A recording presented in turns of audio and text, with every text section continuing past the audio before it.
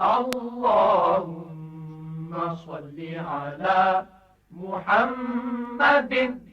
اللهم صل على محمد وعلى آله وصحبه وسلم. الحمد للہ رب العالمین والصلاة والسلام على رسوله الامین اما بعد فاعوذ باللہ من الشیطان الرجیم بسم اللہ الرحمن الرحیم. یہ ایک سوال ہے کہ ایک صاحب نے پوچھا ہے کہ میں بہت اہتمام سے روزے رکھتا ہوں لیکن رمضان میں بھی میرے عام معمولات میں اور رمضان کے معمولات کے اندر کوئی زیادہ فرق واقع نہیں ہوتا ہے، مجھے کیا کرنا چاہیے؟ یہ سوال اس لحاظ سے تو خوش آئند ہے کہ اگر کسی کے اندر یہ احساس بھی پیدا ہو جائے کہ رمضان المبارک ایک تبدیلی کا مہینہ ہے، ایک نئی زندگی کا آغاز ہوتا ہے اور اس میں باقی 11 مہینے میں فرق ہونا چاہیے، روزہ رکھنے کے بعد ہماری زندگی میں، ہماری سیرت اور کردار کے اندر، ہماری معمولات اور عادات میں کیا کیا فرق آنا چاہیے، اس کا اگر کوئی احتساب کرے اور جائزہ لیتا رہے تو زندگی کے اندر ایک بڑا انقلاب واقع ہو سکتا ہے. اور جو رمضان المبارک کا اصل مقصد ہے کہ ہماری زندگی کے اندر تزکیہ نفس ہو اور ہماری سیرت اور کردار کے اندر پاکیزگی پیدا ہو جائے، اللہ کا قرب بھی حاصل ہو، بندوں کے حقوق جو ہیں ان کو بھی ادا کرنے والے بن جائیں، تو یہی رمضان کا بنیادی مقصد ہے. کیونکہ اللہ تبارک و تعالیٰ کا ارشاد ہے یا ایھا الذین آمنوا کتب علیکم الصیام کما کتب علی الذین من قبلکم لعلکم تتقون. روزے تمہارے اوپر فرض کیے گئے اور مخاطب اہل ایمان کو کیا گیا، اور یہ بھی بتایا کہ پہلی قوموں پر بھی روزے فرض کیے گئے تھے، لیکن مقصد ایک ہی رہا ہر دور کے اندر، لعلکم تتقون، تقوی کی نشو و نما. اور تقوی جو ہے یہ بہت ہی ایک جامع لفظ ہے کہ انسان اللہ تبارک و تعالیٰ کی نافرمانی سے بچنے والا بن جائے اور فرائض کی ادائیگی کرنے والا بن جائے. اس میں دونوں ہی پہلو شامل ہیں، لیکن یہ جو پہلو ہے کہ انسان نافرمانی سے بچ جائے، قدم قدم پر روزہ جو ہے وہ انسان کو اللہ تعالیٰ کی نافرمانی سے بچاتا ہے اور اس بات کے لیے تیار کرتا ہے کہ وہ ہر وہ کام کرے جس میں اللہ تعالیٰ کی رضا ہے اور ہر اس کام سے بچ جائے جس میں اللہ تبارک و تعالیٰ کی ناراضگی ہے. یہ سب سے پہلا قدم ہے احساس کا. اور آپ کا سوال جو ہے اس بات کی غمازی کرتا ہے کہ آپ کو اس بات کا تو یقیناً احساس ہے کہ میرے معمولات میں تبدیلی آنی چاہیے. اب اس کے لیے طریقہ کار کیا ہے؟ اگر اخلاق میں کوئی کوتاہی ہے، کمزوری ہے، مثلا ایک آدمی اگر جھوٹ بولتا ہے پہلے، تو رمضان المبارک کے اندر اسے جھوٹ سے اجتناب کرنا چاہیے. گو کہ باقی 11 مہینے کے اندر بھی جھوٹ بولنا گناہ کبیرہ ہے، لیکن رمضان تو اسی مقصد کے لیے ہے کہ اگر ہماری زندگی کے اندر اتنے بڑے بڑے گناہ ہو رہے ہیں تو چھوٹنے کا ایک اور انہیں چھوڑنے کا ایک موقع ہے کہ صبح سے لے کر شام تک ہم ایک حلال چیز کو چھوڑ دیتے ہیں اللہ کے حکم کی تعمیل کے اندر، تو حرام چیز کو کیوں نہیں چھوڑ سکتے؟ یہ اصل میں پیغام ہمیں رمضان المبارک دیتا ہے. جو گناہ باقی 11 مہینوں کے اندر ہیں وہ رمضان کے اندر بھی ہیں، لیکن رمضان المبارک جو ہے یہ ایک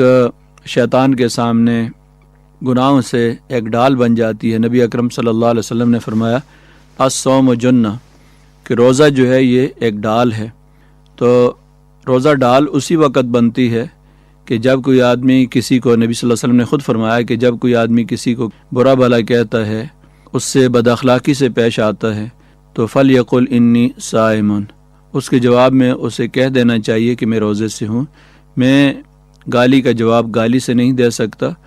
بہتان کا جواب بہتان سے نہیں دے سکتا، ظلم اور زیادتی کا جواب ظلم اور زیادتی سے نہیں دے سکتا. یہ تبدیلی کا آغاز ہوتا ہے فلیقل انی صائم، کہ صائم جو ہے وہ اپنی صوم کی حالت، روزے کی حالت جو ہے وہ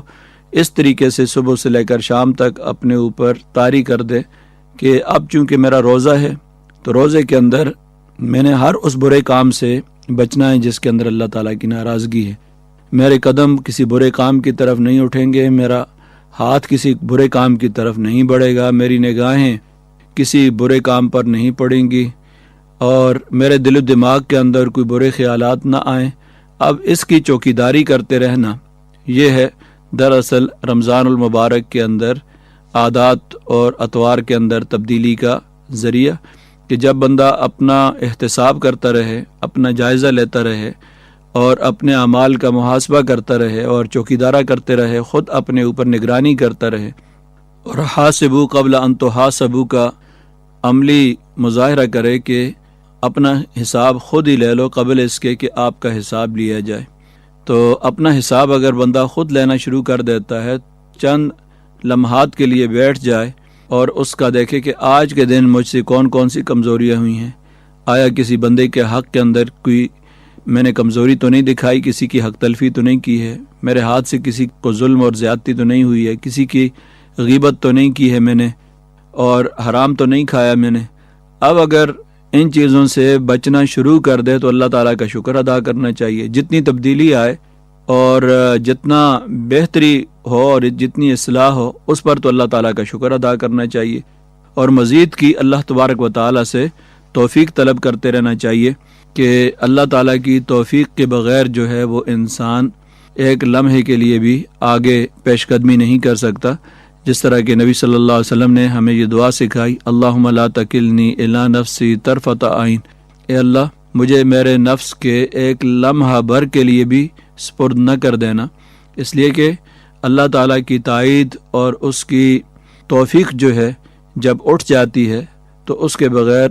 راہ راست پر رہنا جو ہے یہ بڑا دشوار ہو جاتا ہے. اس لیے ایک تو اس کا سب سے مؤثر ذریعہ یہ ہے کہ خود اپنا احتساب تھوڑی دیر کے لیے بیٹھ جائے رات کے وقت اور کوئی 5-10 منٹ، کم سے کم 5 منٹ بیٹھ کر جائزہ لے لے کہ آج کے دن فرائض کے اندر کیا کوتاہی ہوئی ہے اور اللہ تعالیٰ سے جو تعلق قائم کرنا چاہیے تھا مجھے وہ نماز کے ذریعے، روزے کے ذریعے، قرآن مجید کی تلاوت، ذکر و اذکار کے ذریعے، اس میں کیا کوتاہی ہوئی ہے مجھ سے. تو عزم کرے کہ آئندہ اللہ تبارک و تعالیٰ سے توفیق بھی طلب کرے کہ اس کے اندر کوئی بہتری لائے گا، اصلاح لائے گا. اس طرح اب مسلسل اپنا جائزہ لیتے رہنا اور ساتھ جو ہے وہ اپنی زندگی کے اندر پورے عزم کے ساتھ جو ہے وہ تبدیلی کو محسوس کرتے رہنا اور اس پر اللہ تعالیٰ کا شکر ادا کرنا. جس حد تک انسان جو ہے وہ اپنے اندر، اپنے رویوں کے اندر، اپنے برتاؤ میں، اپنے اخلاق میں تبدیلی پیدا کر لے، اس پر اللہ تعالیٰ کا شکر ادا کرتے رہنا چاہیے. مثلا ہمارے پاس ایک پیمانہ یہ ہے کہ میں کس حد تک پہلے تلاوت کرتا تھا، اب جو ہے اس کے اندر کتنی بہتری آئی ہے. نمازوں کے اندر اگر پہلے فرائض کی پابندی کرتا تھا تو اب قیام اللیل کے اندر یا نوافل جو ہیں کم از کم ان کے اندر مزید کوئی بہتری آنی چاہیے. اخلاقی لحاظ سے میرے اندر فلاں کمزوریاں تھیں تو اب اس کی فلاں کمزوری کی اصلاح ہو گئی ہے اور فلاں کی ابھی باقی ہے. تو یہ ایک طریقہ کار ہے اپنی زندگی کا جائزہ لینے کا. دعا ہے کہ اللہ تبارک و تعالی ہمیں رمضان المبارک کے اندر تبدیلی کے اس حقیقی پیغام کو سمجھنے کی اور اپنی اصلاح کرنے کی توفیق عطا فرمائے.